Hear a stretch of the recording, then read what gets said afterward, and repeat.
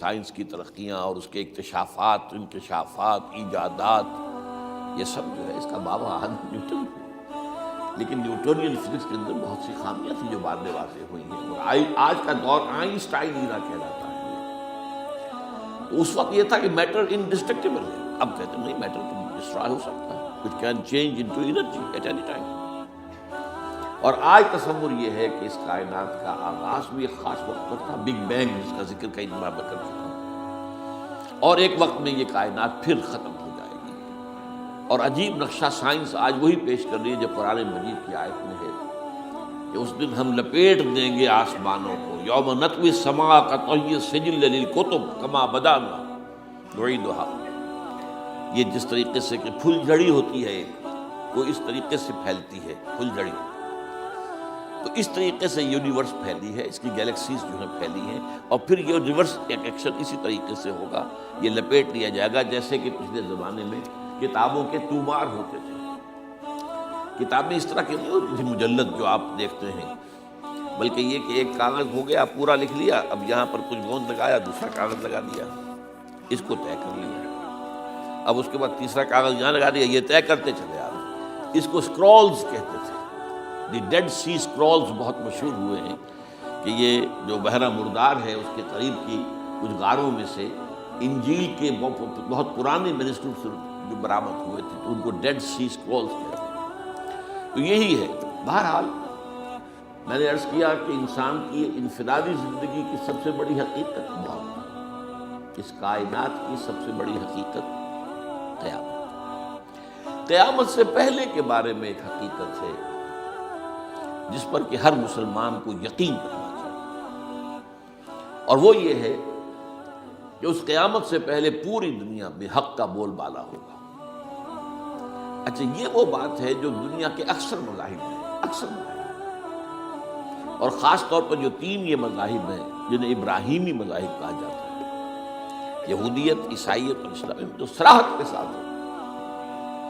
یہود کے ہاں بھی عقیدہ موجود ہے، عیسائیوں کے ہاں بھی ہے، مسلمانوں کے ہاں بھی ہے، کہ اس سے پہلے، اس کائنات کے ختم ہونے سے پہلے، اس زمین کی قیامت آنے سے پہلے اس پر اللہ کا دین غالب ہوگا، کنگڈم آف ہیون اور ارتھ۔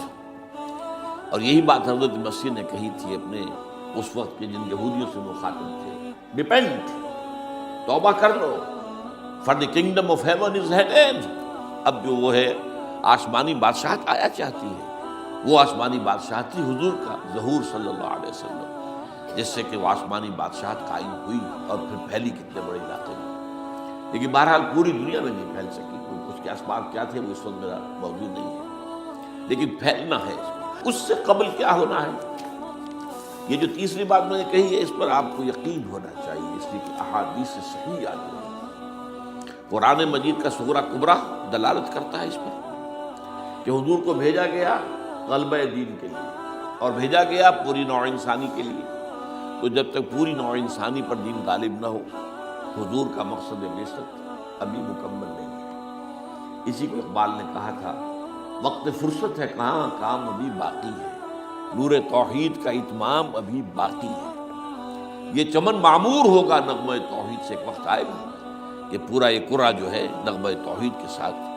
اس کا جو ہے گونج جائے گا، لیکن یہ کہ ابھی تو نہیں ہوا ہے، ہونا ہے۔ اس سے پہلے کا معاملہ ایک ہے کہ جس کی خبریں دی گئی ہیں، اور وہ ہے کہ قیامت میں اس نظام دین حق کے غالب ہونے سے پہلے بڑی خوفناک جنگوں کا ایک سلسلہ ہے جس کی خبریں دی گئی ہیں۔ یہ یہود کے ہاں بھی ہیں خبریں موجود، عیسائیوں کے ہاں بھی ہے، جو بائبل کا آخری باب ہے، ریولیشنز آف سینٹ جان، مکاشفات یوحنا ترجمہ کیا جاتا ہے، اور حضور کی احادیث میں بھی موجود ہے۔ ملاحم، باب الملاحم، یہ بہت سی کتابوں کے اندر باقاعدہ ابواب ہے، ایک باب الملاحم، جنگوں کا۔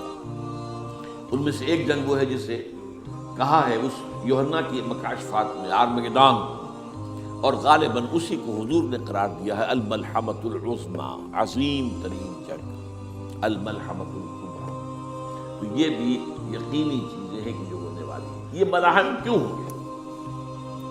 آپ اس میں اچھی طرح سمجھ لیجیے کہ اس میں ایک تو ہے عذاب اکبر، جو آئے گا یہودیوں پر، ایک ہے عذاب اصغر جو آئے گا مسلمانوں پر۔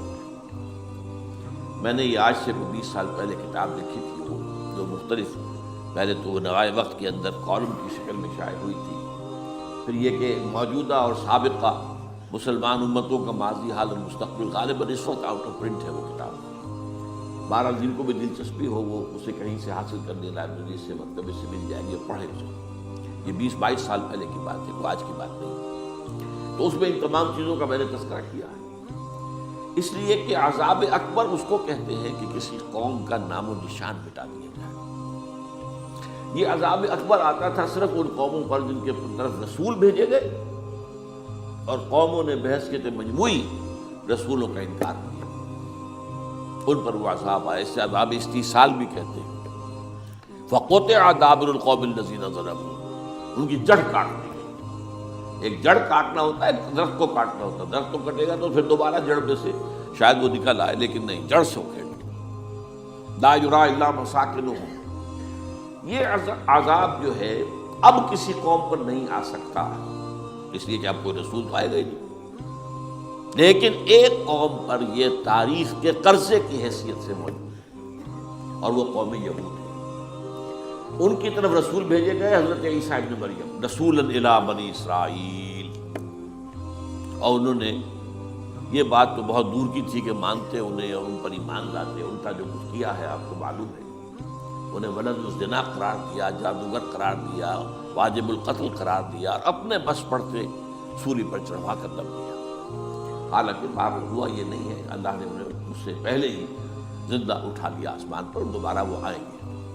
بہرحال لیکن اس قوم کے اوپر وہ عذاب جو ہے وہ قرض ہے تاریخ کا، وہ قرض ادا ہوگا۔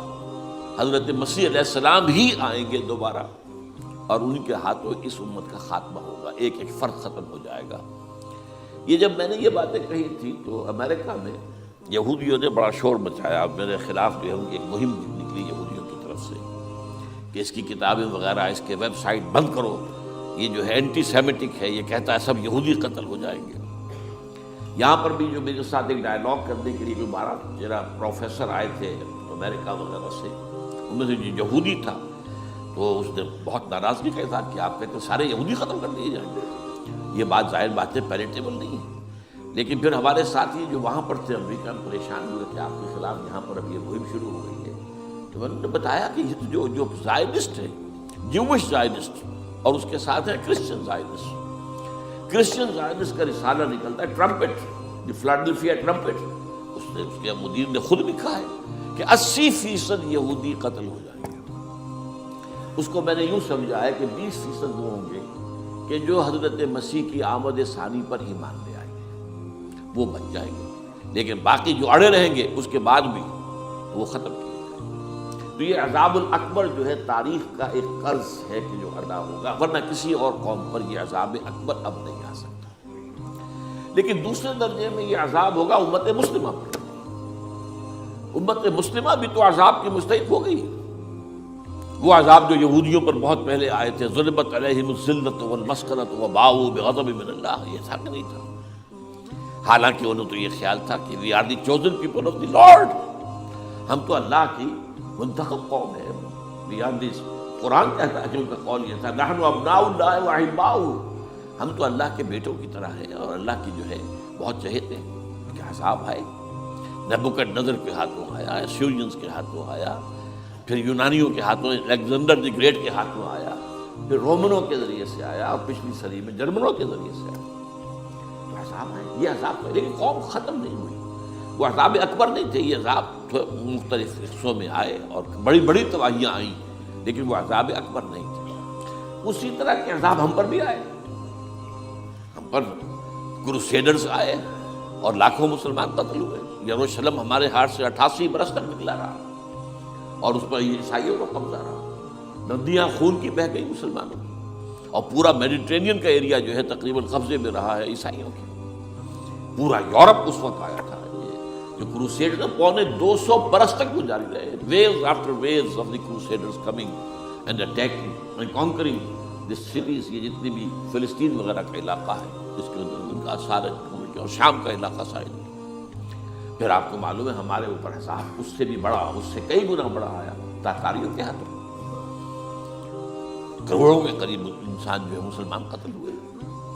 پھر اس کے بعد آپ کو معلوم ہے کہ پھر یہ یورپین کولونیلزم آ گیا، جیسے ان پر آئے تھے یونانی اور پھر رومی اور اب پھر جرمن، ہم پر آئے انگریز آئے، کہیں بلندیزی آئے، کہیں ڈچ آئے، کہیں ہسپانوی آئے، کہیں اطالوی آئے، کہیں اسپینیئرز آئے، اور پورا کا پورا عالم اسلام ان کے زیر نگین آیا کہ نہیں آیا؟ دی کلونیل ایرا جسے آپ کہتے ہیں۔ تو وہ عذاب ابھی اس امت کے اوپر اور باقی ہے، ایک قرض ہے، اور وہ کیا ہے؟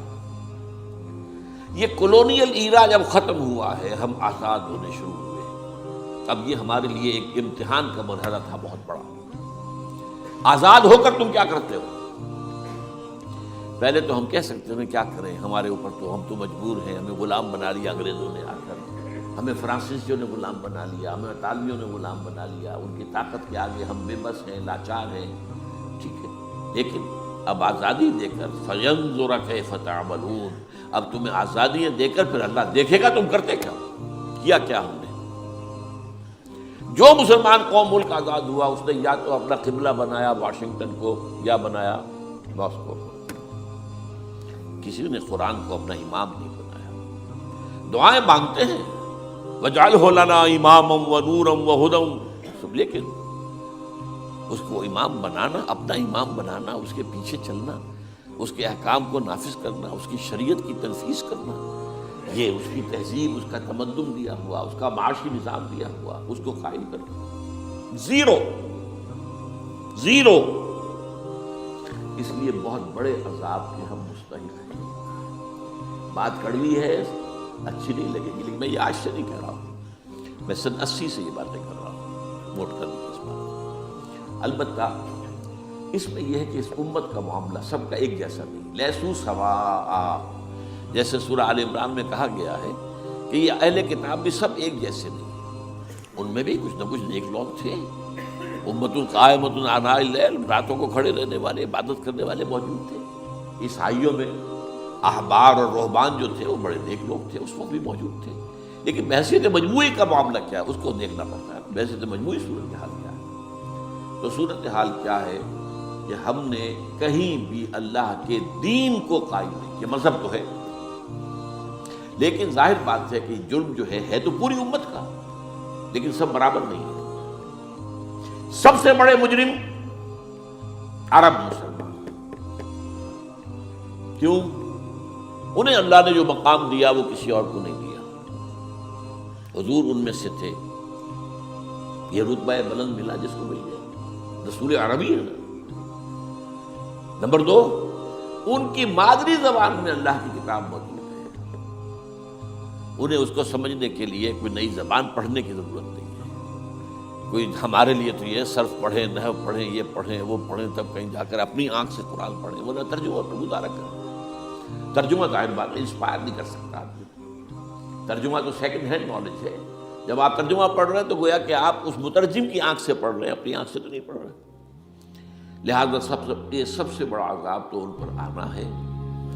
وہ جو میں بیان کر چکا ہوں گریٹر اسرائیل کے قیام کا معاملہ کیا ہے، تباہی تو انہی ملکوں پر آئے گی نا، وہ شام ہے، عراق ہے، اس کے لیے پہلا قدم اٹھایا تھا، ابھی تو اس کو ناکام بنا دیا ہے۔ اللہ تعالیٰ کی جو بھی حکمت ہے، جو عراق پر حملہ تھا وہ اصل میں اس لیے تھا کہ گریٹر اسرائیل کی طرف پہلا قدم تھا۔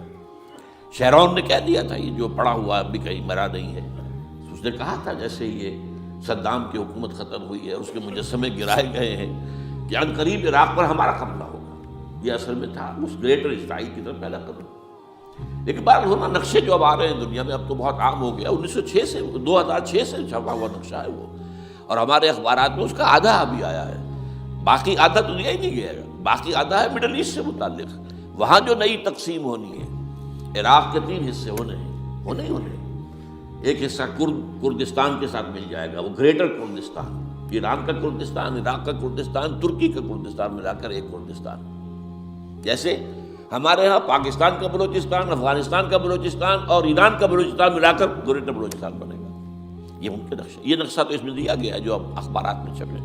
وہ اگلا حصہ جو ہے وہ میں آپ کو بتا رہا ہوں، اور جو سعودی عرب کے ٹکڑے ہوں گے کہ ایک چھوٹی سی ریاست بنا دی جائے گی مکہ مدینہ شہروں کے اوپر، مشتمل یہ ویٹیکان ہوگا. جیسے ویٹیکان سٹی ہے روم کے اندر، یہ عیسائیوں کا ایک بڑا مرکز ہے، تو ایک چھوٹی سی حکومت اسے کہتے ہیں، علیحدہ ہے. وہاں اطالوی حکومت کا قبضہ نہیں ہے، وہاں پہ ان کی اپنی حکومت ہے، پوپ کی حکومت ہے. ایسے ایک ویٹیکن، گویا کہ ایک مسلم ویٹیکن بنا دیا جائے گا مدینہ. یہ ان کے نقشے ہیں. یہ نہ سمجھے کہ ایسا ہوگا، یہ تو اللہ جانتا ہے، لیکن یہ کہ جو ہوگا وہ تو میں نے کئی دفعہ کہا، وہ تو اللہ کو معلوم ہے. یمکرون و یمکر اللہ، وہ اپنی سے چالیں چل رہے ہیں، اللہ اپنی چال چل رہا ہے، لیکن نقشہ ان کی یہ. بہرحال اس میں جو بھی ہے یقیناً ایک حد تک کامیابی انہیں ہوگی، جس کی خبریں ہمیں دی گئی ہیں. گریٹر اسرائیل ایک دفعہ قائم ہوگا، سعودی عرب سے بھی شمالی حصہ لے لیا جائے گا، مدینے میں داخل نہیں ہو سکے گے بس. اچھا، مکے کو وہ کلیم ہی نہیں کرتے، مکے سے انہیں کوئی سروکار نہیں ہے، لیکن یہ کہ مدینے کو وہ کہتے ہیں یہ ہمارا ہے، ہمیں یہاں سے نکالا گیا تھا. اور وہاں لیکن حدیث میں ہے کہ مدینے میں داخل نہیں ہو سکے گا دجال اور اس کی جو فوج ہے. لیکن باقی شام، عراق، فلسطین، لبنان اور ترکی کا جنوبی حصہ اور مصر میں جو ہے یہ سینائی پیننسلا کے ساتھ ساتھ سارا، وہ اس پر تو رو رہے ہیں ابھی تک یہودی کہ کیوں واپس کر دیا سینائی پیننسلا. 1967 وار میں ہم نے جیتا تھا اسے. بعد میں وہ اسحاق ریبن اور یاسر عرفات کے درمیان دوستی کروائی تھی کلنٹن نے، جس کے نتیجے میں وہ واپس آیا ہے. لیکن یہ کہ وہ واپس لے گئے، اور اس کے علاوہ جو فرٹائل علاقہ ہے نائل کے ڈیلٹا کا، وہ بھی ان کی شامل ہے. تو اس ظاہر بات ہے جب یہ ہوگا تو بڑی تباہی آئے گی، اس میں تو کوئی شک ہی نہیں. تو سب سے بڑی تباہی مسلمانان عرب پہ آئے گی. اور کیوں؟ مستحق ہیں اس کے. انہوں نے اس کے باوجود کہ قرآن ان کی اپنی زبان میں ہے، انہوں نے اس قرآن کو اپنا امام نہیں بنایا. نمبر 2 پر میں ہمیشہ کہتا رہا ہوں کہ جو مسلمانان عجم، اگر فرض کیجئے کہ 140 کروڑ مسلمان اس دنیا میں ہیں، تو 30 کروڑ کے قریب جو ہیں وہ عرب ہیں، باقی 110 کروڑ جو ہیں، 1 ارب سے زیادہ تو غیر عرب مسلمان. ان میں سب سے بڑے مجرم جو ہے وہ ہم مسلمانان پاکستان. ہم نے ایک تقسیم کرائی اسلام کے نام پر. ہم نے کہا کہ ہم اسلام کا نظام قائم کریں گے، اور اللہ نے ہمیں معجزے کے طور پر حکم عطا کر دیا پاکستان. اب قمری حساب سے 63 برس گزر چکے ہیں، جو آپ 61 کہتے ہیں، اگر قمری حساب رکھیں 63 برس ہو چکے. کہاں ہے مسلم؟ لہذا مستحق. لیکن اب اس میں یہ ضرور ہے کہ ابھی پاکستان کے معاملے کو میں سمجھتا ہوں کہ ہینگنگ ان دی بیلنس والا معاملہ ہے. ابھی نہیں کہہ سکتے. اللہ تعالیٰ شاید کوئی توفیق دے دے، کوئی معجزہ ہو جائے. کیونکہ میرا تو یقین یہ ہے کہ یہ قائم بھی معجزے سے ہوا ہے، جس پر میں نے تفسیراً کتاب میں لکھا ہوا ہے، استحکام پاکستان. اور اب کوئی دوبارہ معجزہ ہو سکتا ہے. اور وہ معجزہ کیا ہوگا؟ کہ پوری قوم میں توبہ کی ایک کیفیت پیدا ہو جائے. اللہ کے کرنے سے ہو سکتی ہے. تمام انسانوں کے دل جو ہے اللہ کی 2 انگلیوں کے مابین ہے. حضور نے ہمیں خبر دی ہے، جدھر چاہتا ہے پھر دیتا. تو کوئی عجب نہیں کہ ایسا ہو جائے. بہرحال اس اعتبار سے میں آپ سے عرض کر رہا ہوں کہ یہ پاکستان کے بارے میں نے جو آپ کو 2 آیتیں سنائی ہیں سورہ انبیاء کی، اس آخر کے حصے میں آئی ہیں سورہ انبیاء میں. وَإِنْ أَدْرِي أَقَرِيبٌ أَمْ بَعِيدٌ مَا تُوعَدُونَ. دیکھو لوگوں، مجھے یہ معلوم نہیں ہے کہ جس عذاب خداوندی کا تم سے وعدہ کیا جا رہا ہے وہ قریب آ گیا یا دور ہے. یہ حضور سے کہا جا رہا ہے. قل، آپ یہ کہہ دیجیے، اِنْ أَدْرِي أَقَرِيبٌ أَمْ بَعِيدٌ مَا تُوعَدُونَ. ساتھ ہی یہ بھی فرمایا وَإِنْ أَدْرِي لَعَلَّهُ فِتْنَةٌ لَكُمْ وَمَتَاعٌ إِلَىٰ حِينٍ. اور مجھے نہیں معلوم، ہو سکتا ہے کہ یہ تمہارے لیے ایک فتنہ بن کر معاملہ آ گیا ہو اور ابھی تمہیں اور مہلت دے دی جائے. اس حوالے سے ہم نہیں کہہ سکتے. اب آپ کو معلوم ہے، میں تفصیل سے بیان کر چکا ہوں جس طریقے سے مجموعی طور پر پاکستان میں گھیراؤ کیا گیا ہے، اور جس طریقے سے یہ جتنا نیو کونز کا اور کرسچن اور جو جیوش زائنسٹ ہیں، اور اب ان کے اندر اضافہ کیجیے ہندو زائنسٹ کا، اب یہ جس طریقے سے گھیرے کے اندر لے رہے ہیں پاکستان. جس طرح بھارت کی فوج افغانستان میں بھی آ رہی ہے، اس نے اپنے کتنے قونصل خانے کھولے ہوئے ہیں افغانستان میں. کس لیے؟ جو کچھ وہ ہو رہا ہے بلوچستان کے اندر، جو کچھ ہمارا پورا صوبہ سرحد ہے، اور اس سے آگے بڑھ کر جو کچھ کراچی میں ہو رہا ہے، یہ سارے معاملات جو ہیں وہ دیکھ لیجئے. تو گویا کہ باہر سے ہمارا گھیراؤ مکمل ہو چکا ہے. اور اس میں یہ ہے کہ تازہ جو بمبئی کے اندر جو ہوئے ہیں معاملات، وہ نوٹ کیجئے کس طریقے سے اب اسے کہا جا رہا ہے کہ کسی مسلمانوں نے کیا ہے. حالانکہ اس کے اندر سب سے بڑا ثبوت یہ ہے کہ ایک ہندو ہیمنت، جس نے کہ وہاں ساری تحقیقات کی کہ سمجھوتا ایکسپریس کو جو اڑایا تھا کس نے اڑایا تھا، اس کی انہوں نے کہا جب کی ہے تحقیقات، اب یہ اس کو گیو دم دی کریڈٹ۔ ہندو قوم کے اندر کم سے کم یہ بھی بات موجود ہے، جہاں وہ بدماشیاں ہیں وہاں یہ بھی ہے، یہ خیر بھی ہے، جہاں برائیاں ہیں ان کے اندر وہ خوبیاں بھی ہیں۔ ان کا ایک کمیشن ہے، اس نے صاف ایک ہندو کو، اور ہندو بھی سرونگ کرنل کہا یہ ہے ماسٹر مائنڈ، اس نے کروایا، اور وہ گرفتار ہوا، serving kernel of Bharat army. تو اب ظاہر بات ہے کہ اس کو مارا گیا ہے ممبئی میں، اس کو مسلمان کاہے کو مارے گئے؟ مسلمانوں کا تو وہ کہ محسن تھا، مسلمان کس وجہ سے اسے مارے گئے؟ اسے مارنے والے کون ہیں؟ وہی ہندو زائنسٹ کہہ لیجیے ان کو، یا ہندو تشدد پسند کہہ لیجیے، جو پاکستان کو ختم کرنے پر تلے بیٹھے ہوئے ہیں۔ یہ ان کا در حقیقت کام ہے کہ اس شخص نے اتنی بڑی حرکت کی کہ ہمیں جو ہے ہماری سازش کو بے نقاب کر دیا۔ تو اصل میں لیکن یہ سب کچھ جو ہو رہا ہے، وقتی طور پر تو بہت زیادہ طوفان اور جوش آیا تھا، معلوم ہوتا تھا کہ شاید 9/11 والا معاملہ جو تھا نیو یارک کا، اس کے نتیجے میں جو ایک دم امریکہ جو ہے نکلا ہے غصے کے اندر، اور پوری قوم اس کی کھڑی ہو گئی اور پوری دنیا جمع ہو گئی افغانستان پر حملے کے لیے، شاید ایسا معاملہ ہو جائے، لیکن نہیں، اللہ کا شکر ہے کہ یہ معاملہ جو ہے ان ادری لعلہ فتنۃ لکم ومتاع الی حین۔ ابھی کل کی جو تازہ ترین رپورٹ ہے وہ یہ ہے کہ اوباما کو بریفنگ دی گئی ہے کہ پاکستان کے جو نیوکلیئر بامز ہیں وہ ولنریبل ہیں، اور ان کے اندر اندیشہ ہے کہ وہ جو ہے شدت پسندوں کے ہاتھ میں نہ پڑ جائے۔ اس کو کوئی نہ کوئی بہانہ انہوں نے بنانا ہے، یہ جو میں آپ سے عرض کر چکا ہوں۔ کچھ ہمارے لوگوں کو یہ امیدیں ہو گئی تھی براک اوباما کے آنے سے، یہ میں نے پھر اس کے بعد ایک مضمون میں پڑھا ہے، آپ کے لیے بھی نئی بات ہوگی۔ براک کا لفظ جو ہے اس میں یہ بھی اسلامی ہے، یہ برکت سے ہے، اس لیے کہ اس کا باپ جو ہے وہ سواحلی علاقے کا، سواحلی زبان جو ہے، کینیا کا ساحلی علاقہ جو ہے وہ سواحلی زبان جو ہے اس میں عربی کی بڑی آمیزش ہے، کیونکہ وہ تو بہت قریب ہے نا، عرب سے کتنا فاصلہ ہے، وہ درمیان میں وہ ریڈ سی ہے، بڑا چھوٹا سا سمندر ہے، تو سواحلی زبان میں عربی اثرات ہے۔ تو یہ برکت والی بات، جیسے ہم کہتے ہیں کسی کا نام برکت حسین، برکت علی، تو یہ وہ ہے باراک برکت والا، باراک حسین اور پھر حسین کا نظر۔ تو اس سے بڑی توقعات ہو گئی تھی، لیکن نظر یہ آ رہا ہے کہ جو بش کا ایجنڈا تھا، اس لیے کہ اصل میں اس کی پالیسی بنانے والے میں آپ کو بتا چکا ہوں، کوئی ایک فرد نہیں ہوتا وہاں تو پورے ادارے ہیں، بڑے بڑے تھنک ٹینکس ہیں، اور یہ ثابت ہو گیا ہے کہ اس اوباما نے آتے ہی سب سے زیادہ کٹر جو زائرس تھا امریکہ کے اندر، جس کا نام ہی اسرائیل ہے، اسرائیل رحم، جو ہے اسرائیل رحم ایمانویل، اس کو اپنا بنایا chief of the white house staff.